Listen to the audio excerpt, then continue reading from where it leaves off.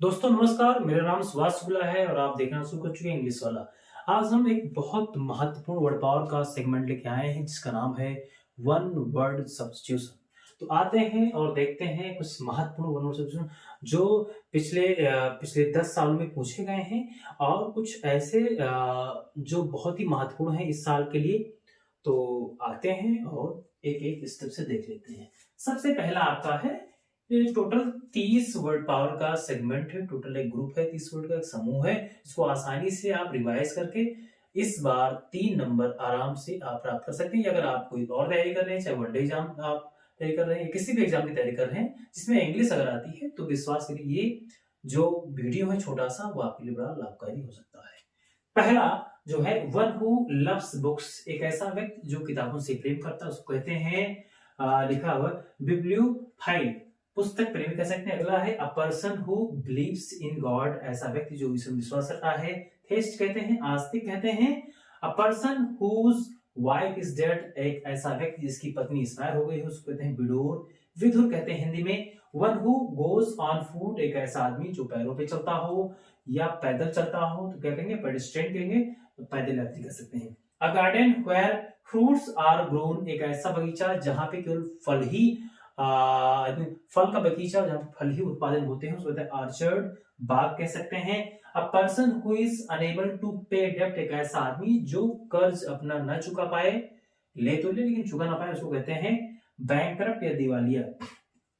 अगला सातवां है that which I think can not be seen through, एक ऐसी चीज जिसको आप कह सकते हैं कि देख ना पाए, तो क्या हो जाएगा, ऑब्क्यू मिस होता है अपारदर्शी।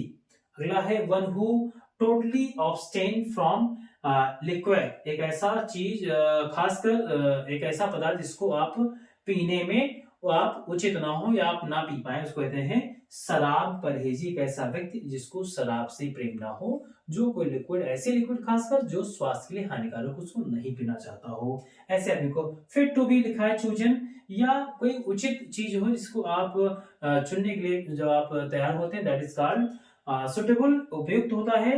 द फर्स्ट स्पीच लिखा डिलीवर्ड बाय अ पर्सन, जब आप पहली बार कोई स्पीच देते हैं तो उसको मेडन स्पीच या प्रथम भाषण भी कहा जाता है।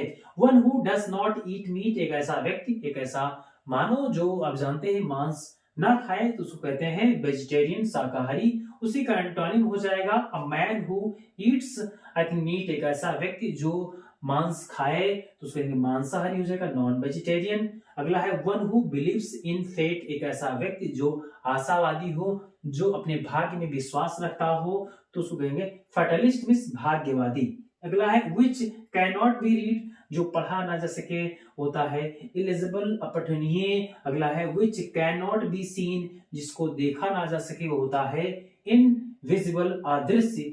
अगला हो सकता है 16वां who dies for the sake for his country, जो अपने देश के लिए मरता हो, उसको कहते हैं मार्टियर, शहीद होता है। A child, question number 17, a child whose parents are dead, एक ऐसा बच्चा जिसके माता पिता एक्सपायर हो गए हों, उसको ऑर्फन कहते हैं, अनाथ। अ person who loves his own country, एक ऐसा व्यक्ति जिसको केवल अपने देश से प्रेम है और किसी भी अन्य देश से प्रेम नहीं है, तो कहते हैं उसको पैट्रियट, देशभक्त। Which ends in the death, ऐसा जिसका जिसका अंत होता हो, जिसको अंत होता है, उसको कहते हैं नास्वर। इससे हम लोग क्या है, नास्वर है, अमर नहीं है। इसी का एंटोनिम होता है इमॉर्टल, जो अमर होता है, अमर कोई नहीं जानते हैं। A person who can not be read or read write, एक ऐसा व्यक्ति जो जिसको न लिखना आता हो न पढ़ना आता हो, तो उसको कहते हैं इलिटरेट, अनपढ़ हो जाएगा। अ पर्सन हु इज लिखा फाउंड अप फिशिंग, एक ऐसा व्यक्ति जिसको मछली मारने का शौक हो, जो कैनिंग चलाता हो, छोटी नाव चलाता हो, उसको मल्लाह कहते हैं, सेलर कहते हैं। दैट कैन भी लिखा बिलीव, जिसपे विश्वास किया जा सके, उसको कहते हैं क्रेडिबल, विश्वसनीय। ठीक है। A story of a person written by himself, जैसे अगर आप कोई अपने बारे में ही कोई कहानी लिखते हैं, तो क्या कहा उसको कहा जाता है ऑटोबायोग्राफी, आत्मकथा हो जाएगा। 24वां हो जाएगा अ person who looks at the bright side of the things, एक ऐसा व्यक्ति जो हमेशा किसी न किसी तरह से हमेशा सकारात्मक सोचता है, एक अच्छे सोच की ओर बढ़ता है, उसको कहते हैं ऑप्टिमिस्ट, आशावादी, जो हमेशा पॉजिटिव थिंक रखता हो। वन हु लिखा है नोज एवरीथिंग, एक ऐसा व्यक्ति जिसको सब कुछ पता हो, कहते हैं सर्वज्ञाता या ओमनीसिएंट।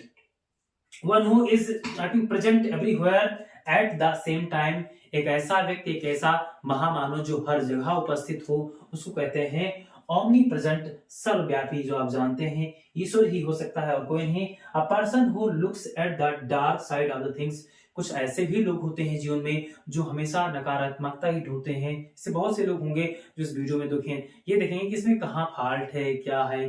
बहुत से लोग होते हैं, आप जानते हैं दुनिया में भिन्न भिन्न प्रकार के लोग हैं, लेकिन मैं जानता हूं कि आप देखने इसलिए आए हैं क्योंकि आपको इसकी आवश्यकता है। आप इंटरमीडिएट में हैं या किसी परीक्षा को देना चाहते हैं, इसलिए ये वीडियो आपके लिए है, उन नकारात्मक बंधुओं के लिए नहीं। खैर, उनका भी स्वागत है, अगर वो आ गए हैं तो देख लीजिए।